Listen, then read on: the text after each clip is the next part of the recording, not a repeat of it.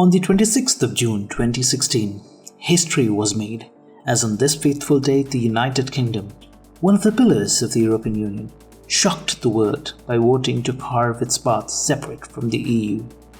This decision sent shockwaves across the globe, challenging the very foundation of a union formed in 1993.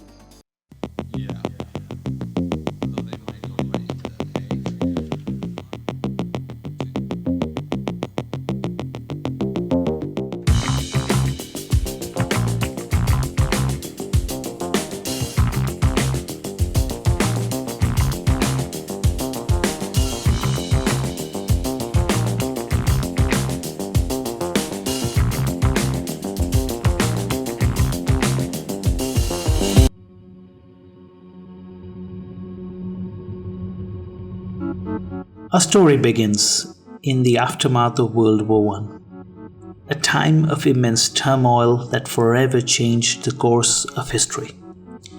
Picture this: over 16 million lives lost, both military and civilian, and an astronomical amount of money spent, equivalent to a staggering $5.7 trillion in today's currency.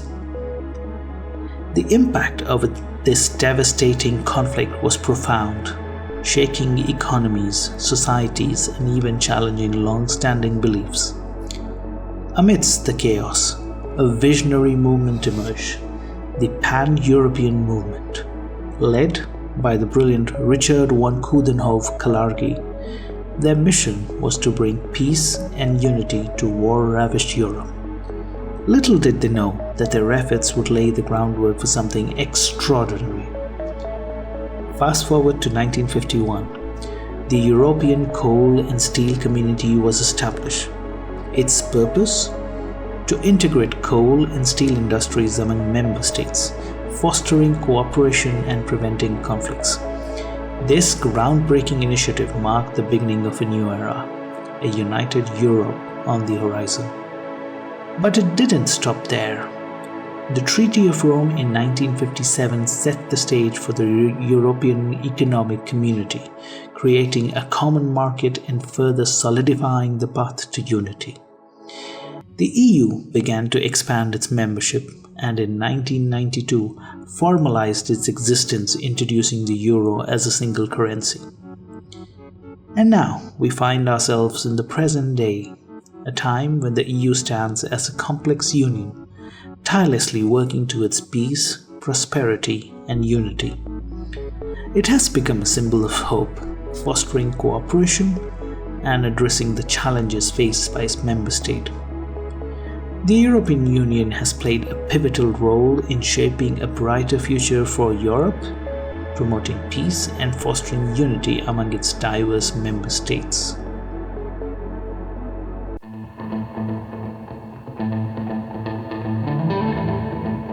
Did you know that the United Kingdom was one of the largest contributors to the EU budget? It's true. According to a report by CNBC, in 2014, the UK ranked 4th in terms of national contributions, just behind Germany, France, and Italy. They paid a staggering 11.34 billion euros towards a budget of 116.53 billion euros. But that's not all. Fast forward to 2015 and the UK's contribution increased even further to 18.20 billion euros out of a total budget of 118.6 billion euros. Can you imagine the impact they had on EU's financial landscape? But wait, there's more to the story. London, known as a global financial hub, played a pivotal role in shaping EU's financial regulations and policies. The UK's influence was undeniable, impacting the very foundations of how the European Union operated, and it didn't stop there. Let's talk about defense and security cooperation. As a prominent member of NATO, the United Kingdom collaborated with other EU member states to tackle common security challenges. They joined forces in the counter-terrorism efforts, intelligence sharing, and military cooperation. the UK's involvement made a significant difference in safeguarding the region and ensuring collective security. But it doesn't end with defence. British politicians held key positions in the crucial EU institutions. From the European Commission to the European Parliament and the European Council, they had a say in shaping EU policies across various sectors. Whether it was agriculture, trade, or environmental regulations, the UK's voice echoed through the corridors of power, influencing the legislative landscape of the European Union. Now you see why the United Kingdom's role within the EU was so pivotal. Their contributions, both financially and politically, were nothing short of significant. From their substantial budget contributions to their impact on financial regulations, defence cooperation, and policy making, the UK made its mark on the European Union.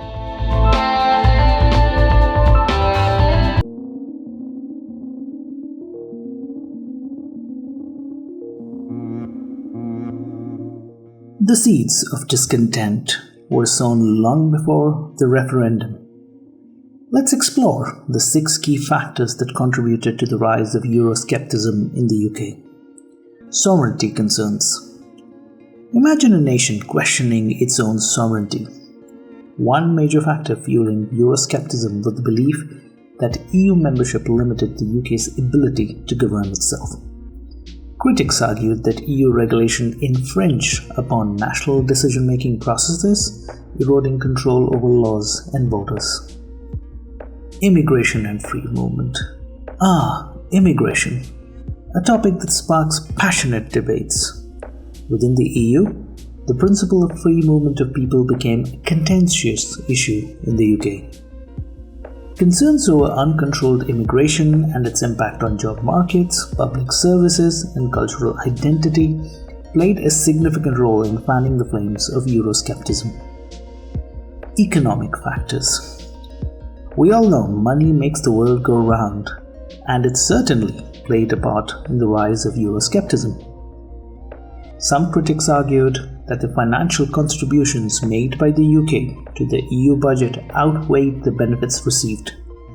Furthermore, debates around trade policies, the common agricultural policy, and the burdensome regulations on businesses fueled economic arguments against EU membership.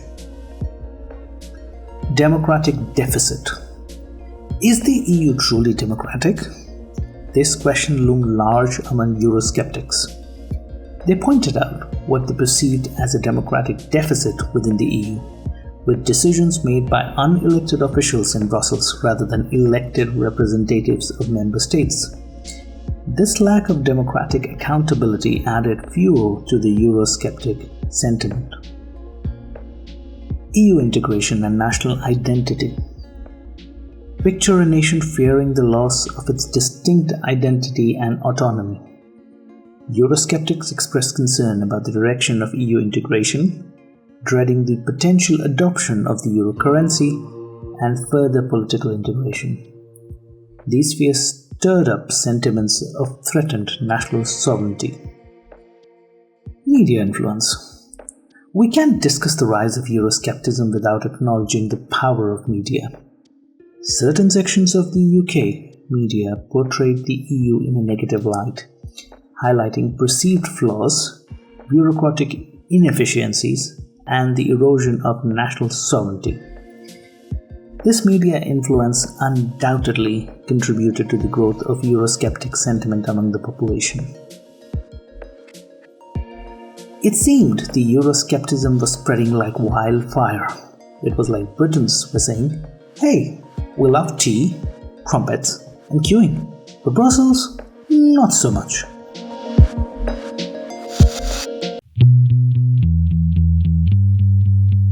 This marks the conclusion of Part 1 in a gripping 3-part series on the Brexit referendum. In Part 2, we'll delve into the promises made by then Prime Minister David Cameron for conducting the EU referendum, the intense campaigning, the events that unfolded on the referendum day, and the results. To ensure you don't miss the explosive continuation of this captivating saga, be sure to activate the notification button. Stay tuned for Part 2. You would not want to miss it. If you found this video informative and thought-provoking, we kindly request your support. Show your appreciation by giving us a thumbs up, sharing this video with your loved ones, and subscribing to our channel for more captivating content. We highly value your feedback as it helps us grow and improve. Please take a moment to share your thoughts and suggestions in the comments section below. Let us know which topics you're eager to explore next so we can continue this incredible journey together. Thank you for being an incredible part of our community.